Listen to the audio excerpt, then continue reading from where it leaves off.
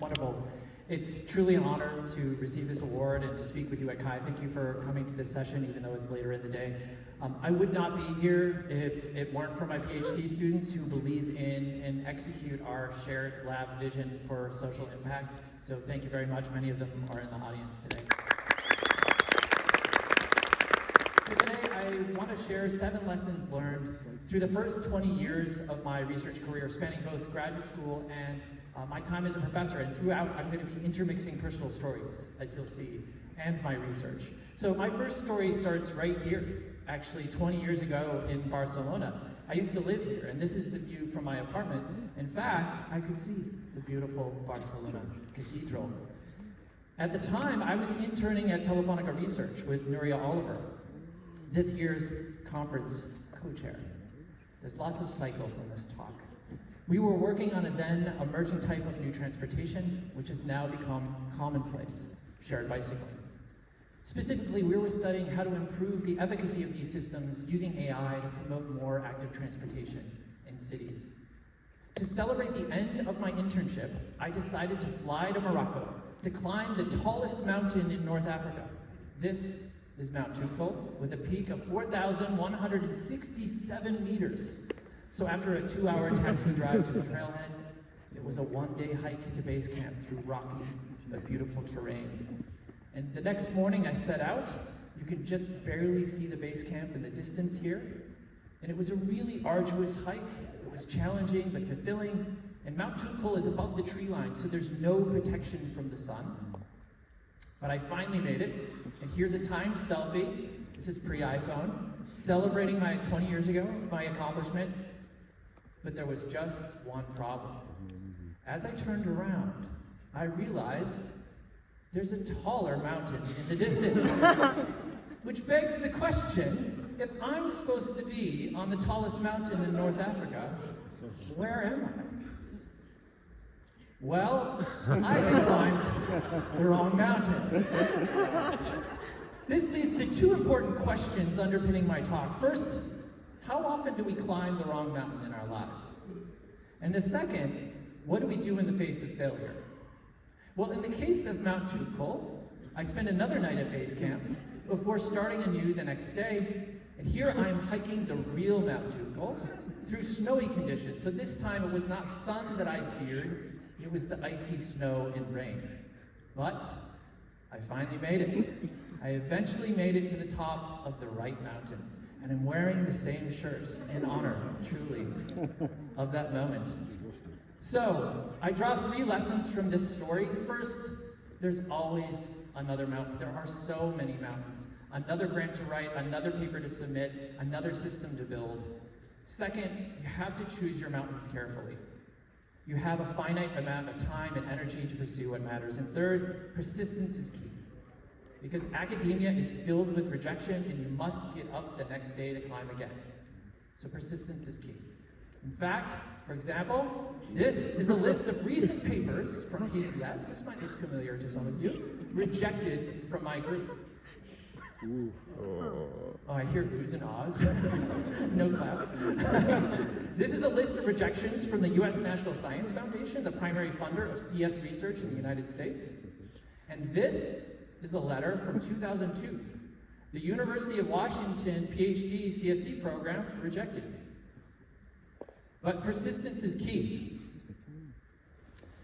As hard as it is, rejection is part of life, it's part of research. So as I always say to my students, good research will find a home. In fact, this year, our Viz 2025 rejection was revised and resubmitted to CHI, where it earned a Best Paper Award. And of these 7 NSF rejections, 4 were actually awarded upon resubmission in their subsequent years. And finally, though I was originally rejected from the UW CSE PhD program, I tried again 2 years later, and I was accepted. And now I'm a full professor in the same department. And in fact, this is so ironic. I have my advisor's former office. So this is James Landay's former office, which looks fundamentally different. So for my second story, I want to talk about the importance of choosing the right mountains to climb, which is different for everyone. The right research projects to pursue. So now I'm in graduate school. It's 2006. This is before Morocco, before Mount Tuchel, before Telefonica Research, and I'm having a bit of an existential crisis, as many people do during their PhD. So I was invited to sit on this confidential NSF panel with my PhD cohorts, and we were all sitting around this table, and the moderator asked, well, how many of you have thought about dropping out? And I was just astonished with how many second to fifth years raised their hands, which reinforced a lingering question I had, a thought. I needed to find something that I found personally meaningful in my graduate work. So I had a discussion with my advisor, and I was really fortunate that he was supportive, and he encouraged me to find meaningful areas to work on. And coincidentally, there's lots of old pictures in this talk, Jake Wolbrock had just gotten hired at UW-CSE, and I had seen him give a talk on input techniques and accessibility. So we started working together on touchscreen accessibility. Specifically, how can we make mobile devices more accessible to people with upper body motor disabilities? And this was, again, pre-iPhones, as you could probably see. And notice how this person with a motor disability is having trouble selecting targets on this resistive touchscreen. It requires directly flying into a target, limited tactile feedback, and the lift action itself is also difficult for target acquisition. So with Sean Kane, we created barrier pointing, a new touchscreen accessibility approach. And here's a demo video of how it works. Here, the user can fly in directly to the phone and use the phone as support for their motor action. The beveled edges of the device also guide their movement. So that was my first experience doing accessibility research, nearly 20 years ago, something that I've continued to even today. And at the time, I also had a chance to work on two other social impact areas, health and wellness and environmental sustainability. I was interning at Intel Research, and along with UW, Intel was co-developing a wearable activity tracking device called the Mobile Sensing Platform. And it was worn on the waistband like a pager. It was designed to track everyday activities like walking or running or sitting, and provided real-time feedback via a Bluetooth connection. Again, you can tell, pre-iPhone. Sonny Consovo led the deployment study, the first deployment study, exploring how the MSP could be used to track and promote healthy physical activity. The system, called UbiFit, grows an activity garden in the phone's background, in concordance with sensed activity, like walking or cardio or strength training. And then if you met a goal, a butterfly would show up. And so this might actually look kind of familiar because you can see UbiFit's influence in modern activity trackers, which rely on some of the same core ideas. The following year, Tawana Dillahunt and I co-led the development and study of a complementary system called UbiGreen to encourage green transportation habits. And for this, we had to invent a new way of sensing transit behaviors, from walking and biking, to taking a train, to carpooling, to taking the bus. And then we developed UbiGreen, which provides, again, this ambient, glanceable display of your sensed transit activities. This research helps bring me to my fourth lesson. Know and use your leverage points. What makes you unique? What are your unique talents? What are the unique talents and resources of those around you? We were able to pursue UbiFit and UbiGreen because of the MSP, a unique device that allowed us to do forward-facing research. So now it's 2009, and I'm feeling good. My research has momentum. And I had the honor of attending the Human-Computer Interaction Consortium. So this is a gathering of US-based industry and academic leaders in the field of HCI, as well as some PhD students. And at the banquet, the first night, I was honored to sit with senior leaders in the field, luminaries, and I explained my research excitedly about environmental sustainability in HCI. And one of the senior leaders said, "But that's not HCI." And that really shook me. And I've thought about that moment even till today. Was he right? Was I doing HCI? And did it matter? So that brings me to my fifth lesson. Believe in yourself, believe in your vision, believe in your work, even if others don't.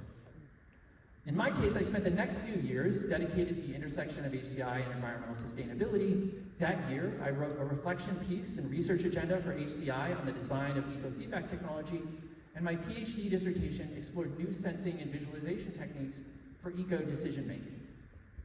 For example, with fellow PhD student Eric Larson, we built HydroSense, This is a water usage activity sensor. From a single point, it disaggregates water usage down to the fixture level. And we then use this to leverage new types of visualizations for these ambient water eco-feedback displays, like the one shown here. This work was licensed and commercialized by Belkin as the Fin Smart Water Sensor, and it's still available to purchase today. So after graduating in 2011 from the University of Washington, I started as a professor at the University of Maryland, where I founded the Makeability Lab. Here's a picture of our group early on at the local Maker Fair in Washington, D.C. And here's a more recent picture of us at CHI 2024 in Hawaii. Our lab was founded with a mission to design, build, and study interactive tools and techniques to address pressing societal issues. And I was fortunate to start my professorial career at UMD's Human-Computer Interaction Lab, one of the oldest HCI labs in the world. It was founded 43 years ago by Ben Schneiderman. And the lab already had a track record of social impact work from Schneiderman and others. For example, my former colleagues, Ben Peterson and Allison Druin, earned the SIGCHI Social Impact Award in 2010. But what I loved most about the HCI lab was the cross-disciplinarity and my colleagues. And we all sat co-located together in the same lab space, so collaboration was really easy. Which brings me to my sixth lesson. The people matter the most. They push us to think differently, to challenge ourselves. They affect our everyday life and experience, and they also help us do things greater than we could individually. From Allison Druin, for example, I learned about co-design and cooperative inquiry. From Tamara Clegg, I learned about how to scientize everyday life, to make science learning personally meaningful and engaging to children. And these influences led me to work on my fourth social impact area, STEM education. For example, BodyViz, it's aimed at enabling children to learn about the human body and physiology via wearable sensing and e-textile visualization. The heart and lungs visualize the child's live heart and breathing rate. And these organs are also detachable, so you can take them off. Children can explore other layers of the body. And if they reattach them properly, they instantly start working again. In our studies, the first thing you notice is how BodyViz engages a child's curiosity and sense of wonder.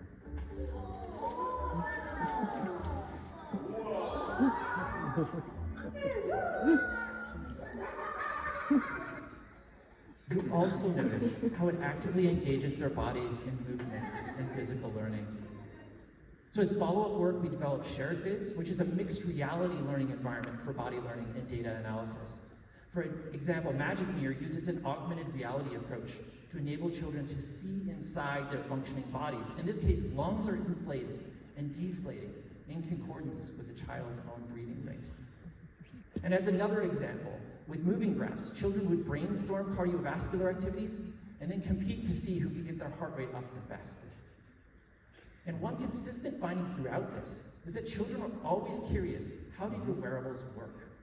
And that led us to ask, could we build a platform to enable young children to construct their own wearables? So we built MakerWear, the world's first wearable construction kit for young children. And it was comprised of two parts. First, these single-function plug-and-play modules that, when combined, allowed for emergent complex behavior. And second, these flexible magnetic meshes that were pre-sewn into clothes that provided wiring and power. So all designs must start with a power module, as you see here. And if you add in an action module like this, a light, it simply becomes a flashlight. But to make it interactive, you have to add in a sensor like this. This is a motion sensor. So what did we design? Motion reactive clothes, similar to light-up shoes, which children love. With this approach, sophisticated, diverse designs are possible. For example, a child could build their own custom laser tag armband. So whenever the button is pressed here, the light will turn on and it will emit an infrared beam. And then on the vest, the infrared beam will turn on the lights accordingly.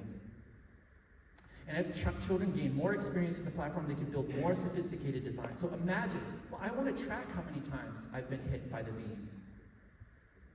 And so you can add in additional modules, and here we have a counter and a 7-segment display that's counting the number of times I've been hit. And what if you want to have an end state? Let's say the game is over after you've been hit 5 times. Well, you can add modules to support that as well with a threshold. In our evaluation, students made a wide range of designs that drew on their passions and interests. For example, this boy, age 9, made a magic Pokemon doll controlled from his vest. So I'm pointing to this diagram of the receiver, and I think I'm going to activate something on this one. It says it's a death when it activates something else. And this girl, also age 9, brought in her own lacrosse stick and made a smart lacrosse stick. So I'm going on the stick, which means it's checking the distance sensor will notice if she's there, which means I can run away. So they're imbuing their own personally meaningful things with computation. And throughout these projects, we conducted evaluations across learning contexts with over 240 children, including after-school programs, science camps, and elementary schools. Which brings me to my 7th and final lesson: engage and serve your community. In this case, without our partners, our research would not be possible. Local school systems, UMD Kids team, after-school programs, and children's museums. So 7 lessons, all critical to my journey in social impact. And in the last 6 minutes of my talk, I want to describe how these lessons have contributed and culminated in one project called Project Sidewalk. So for this, again, I want to bring you back to 2012. I'm just starting as a professor. And since graduate school, I had this idea: could we use Street View to find inaccessible areas of the world at scale? For example, missing curb ramps, as you're seeing here, or obstacles, or broken sidewalk panels. And these problems are really significant. My lab has now conducted interviews and workshops with over 150 stakeholders, including people with disabilities, caregivers, and policymakers. In short, these barriers fundamentally impact human mobility. They create unsafe conditions, and they impede travel. But the problem is not just a lack of accessible infrastructure, it's also a lack of data. So I wrote, very early on, my first ever grant. It was a Google Faculty Research Award. And thankfully it was funded, and I was able to use that to bootstrap towards my first ever NSF grant, which was also funded. And then when I had a discussion with a senior faculty member, they said, oh, this is a good idea. But it's not a tenure level idea.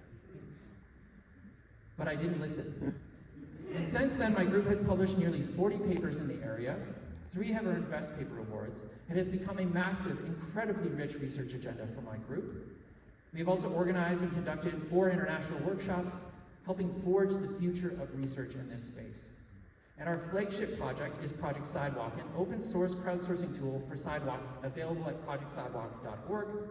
It combines online map imagery, remote crowdsourcing interfaces for labeling and validation, and machine learning to scalably map and assess sidewalks. Our overarching vision is to map, assess, and visualize every sidewalk in the world. And this is what it looks like. It's a lot like a first-person video game, as you can see. And here we're labeling a surface problem, and you can label it, you can rate the severity, you can add comments, you can move around. There's 7 different label types. A sidebar with mission statistics to sort of sustain participation, a mission map to guide you on where to go, and of course the labeling interface. So from 2012 to 2014, we published a series of early investigations. And I had a conversation with a different faculty member who said, you know, it's good research, but don't spend your time on open sourcing and deploying it. It's not worth the effort, and it won't be recognized by academia. But again, I didn't listen. And we made our first open source commit, this is my PhD student Kotaro, in 2015, and our first public deployment in 2016 in Washington, D.C. And we're now in 50 cities across 12 countries, including the US, Mexico, Ecuador, Netherlands, Switzerland, and India. Our users have contributed over 3.4 million data points across 29,000 kilometers of streets. This is the largest open sidewalk accessibility data set in the world. It's also natively translated into 6 languages, including Dutch, Spanish, Chinese, German, and Portuguese. Here a user is labeling in Taiwan in traditional Chinese, and here a user is labeling alongside one of Amsterdam's famous canals. So of course, each city and culture is different, so we have to work very closely with partners who connect us with the local community. They help us update the interface appropriately, and we collaborate with local governments as well. So what's the impact? Well, I'm just going to go through this list very briefly. Impact is always hard to measure, but towards informing policy, In one of our first public deployments, we worked with 2 local disability advocates in the city of Newburgh in Oregon. This is a top-down map of all the labels that were collected. 320 users participated, contributing 17,000 labels and 22,000 validations. And if you just look at purple, this is missing sidewalks. Right? You start to see patterns, particularly around the periphery of the city. If you filter to just sidewalk problems, you start to see higher density in the core of the city. So as a result of Project Sidewalk, the Newburgh City Council established new sidewalk renovation programs, including the authorization of $50,000 for immediate sidewalk repairs on government property. As a second example, in San Pedro, Mexico, we worked closely with walkability advocacy organization called Liga Peatonal and the local government. In a letter of support, the San Pedro government said, Project Sidewalk provides us with data that is essential to improving San Pedro's urban accessibility. And here's a map of San Pedro. 2,000 users labeled 1,500 kilometers, contributing over 100,000 labels. And here is just their surface problems. Pervasive throughout the city. Liga Peatonal's work in San Pedro was published in the United Nations Habitat Report. For urban planning, we're helping cities prioritize change. For example, in Chicago, we worked with a neighborhood district called Ward 4. And the director said, Project Sidewalk helped us make better decisions on how to prioritize our $1.5 million in infrastructure spending. In Mendota, similarly, we worked with local schools and walkability advocacy organizations, and they just received a $3.6 million grant for safe routes to school, using Project Sidewalk data. Towards service learning, we're wondering, how can Project Sidewalk be a platform for learning about urban design, about disability, and also gain data science skills? For this case study, we turn towards Oradell, New Jersey, but it's best to hear from the Girl Scouts themselves. Good evening, Mayor Diggio and members of the council and distinguished guests. Thank you for the opportunity to speak to you this evening about Project Sidewalk and making our town more accessible. 81 volunteers from the Girl Scouts National MS Society and Oradell residents mapped the town. Altogether, we identified over 11,000 potential issues with an accuracy of greater than 93%. Some issues. What's most exciting to me about this is we're engaging young children in civic participation and that full cycle from data collection and data analysis to report generation and community advocacy. And I'll point you to my PhD student Chu Lee's paper for more information. And finally, Project Sidewalk is a research engine for multiple universities in urban science, disability studies, and public health. As just one example, Dr. Hoda Alakbakshi at the University of Zurich has used Project Sidewalk to assess and map Zurich sidewalks, which has led to a series of urban science papers about Zurich's access problems and was recently awarded Switzerland's Smart City Hub Award for improving Zurich's accessibility. So in summary, Project Sidewalk has helped inform public policy and urban planning, enabled new types of service learning, and serves as a research platform for others. And it embodies all 7 lessons learned. Despite criticism, despite doubters, we persisted, we believed, we pursued what matters, and we engaged and worked with communities. But I want to return to the 6th lesson, and that's people. And acknowledge all the people who have contributed to Project Sidewalk. So many that they don't even fit on a single slide. So Project Sidewalk was built by students and faculty and collaborators and our community partners. I also want to particularly recognize Kotaro Hara, who started this with his PhD dissertation, Manaswi Saha, Chu Lee, my collaborator Yochai Eisenberg, and our research engineer Mikey Sogstead. And as I close the talk, more broadly, across these 4 impact areas, I want to again recognize my PhD students who've worked so hard and so diligently in these areas throughout their PhDs. And they've also helped advise the almost 300 students who have contributed to the Makeability Lab, including master's students, undergrads, and even 31 high school students. And this is perhaps our lab's greatest impact. Finally, I want to return to the importance of persistence, because no doubt some of my stories resonate with you as you face your own rejections, and you will face rejections in your career. In fact, I was rejected the first 2 times I was nominated for this very award. But I'm very honored and I'm humbled to receive the award this year. So find your own mountains to climb, don't give up, and get to the top of your very own peaks. Thank you very much.